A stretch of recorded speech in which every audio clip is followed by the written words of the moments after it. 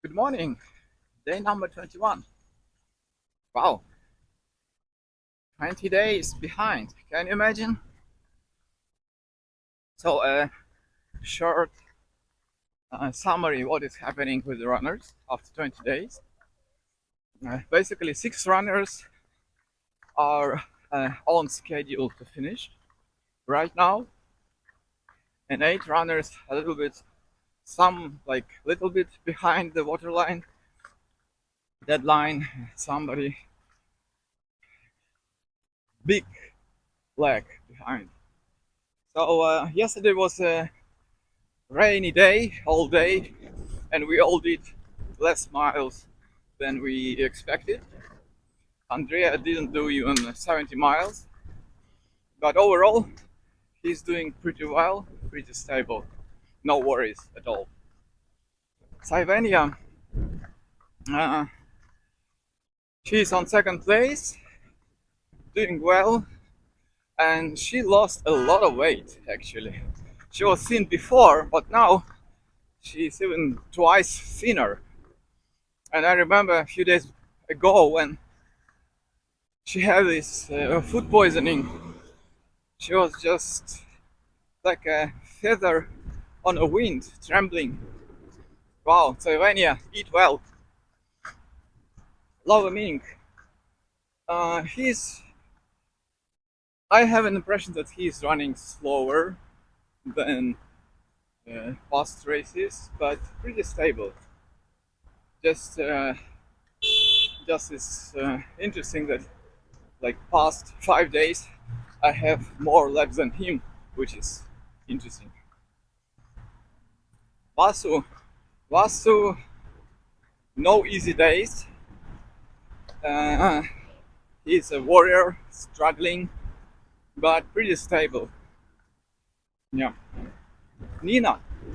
Nina had a one bad day with a very small number of laps, but still she's doing pretty consistent uh, pace, and usually during evening times she's running very well, and yeah, catching all the laps. Mahasatya. Mahasatya just at the waterline to finish the race. And frankly speaking, if you ask me my opinion, he's number one of the rookies to finish the race. He has pretty balanced attitude, uh, a lot of poise, a lot of strength. So amazing. And also, it turned out he's a avid skydiver with over hundreds of jumps. So it's our common theme now. He's good. Harita, Harita a little bit behind the waterline, but knowing Harita, everything will be fine. She's very stable and powerful girl. Milan, Milan actually he didn't do the daily mileage, the required daily mileage already for a long time, and the tendency like he's walking, running, but below the daily mileage. Jason, although Jason is a fast runner actually, but somehow, of course, he needs more help, like dedicated helpers, and more to be organized. So he is actually, yeah, below the waterline, and going home earlier. So let's see. Uh, Kaninika. Yesterday, Kaninika struggled a lot, and I think she was compelled to walk most of the day because of the rain and probably blisters, heavy shoes, etc. Slutishil. Last 5 days, I have pretty consistent pace, like like it should be. So I really enjoying the race.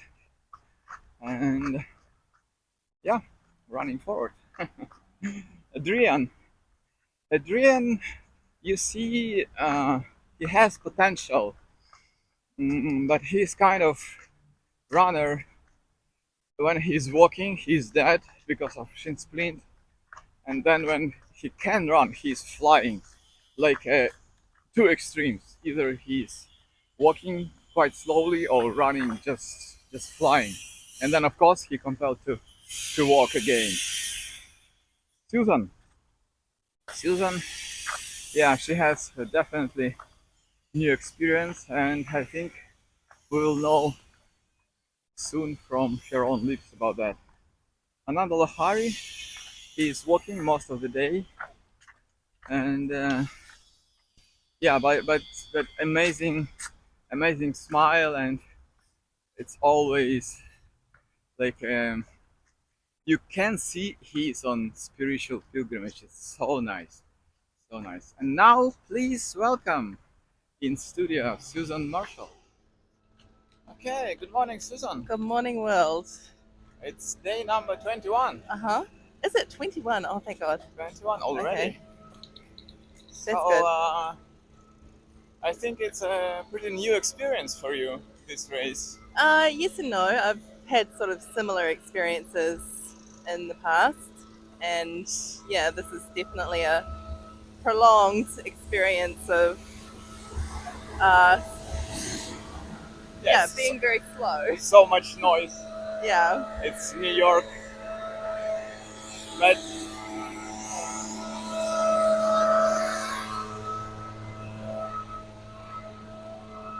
in spite of walking, Yep. every time I pass you, your seems to be in great spirit. Really? Okay, that's good. That must be on a different plane. Because, yeah, definitely I grapple with, oh God, and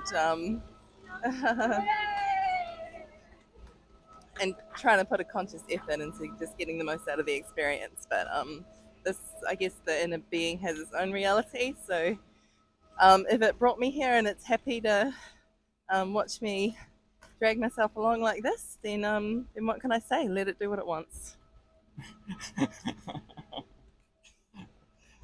Well, if I'm walking or like compelled to be slow, it's quite often I'm entering into a philosophical mode. What about Yeah. you? Well, yeah. I mean, it definitely does happen. I mean, the mind always wants answers, but I also get to the point where I realize that there's not much point, and that whatever the mind tells you can be right in a situation, and then often 6 months down the track it just is completely inapplicable.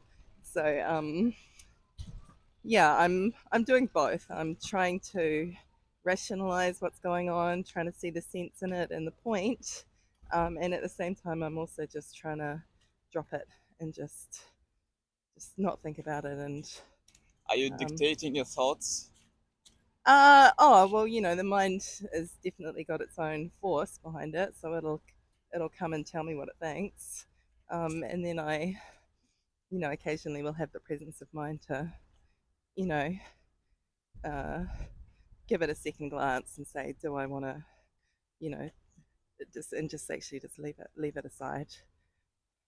So, do you Yeah. have any, like, as you say, rationale why it's happening? Rationale why it's happening? Yeah. Um, well, I mean, on the physical plane, I think I probably just did push myself pretty hard for a long time, and I got to the point where, I realized last year that I wasn't recovering well during training, that it was kind of just wearing me out.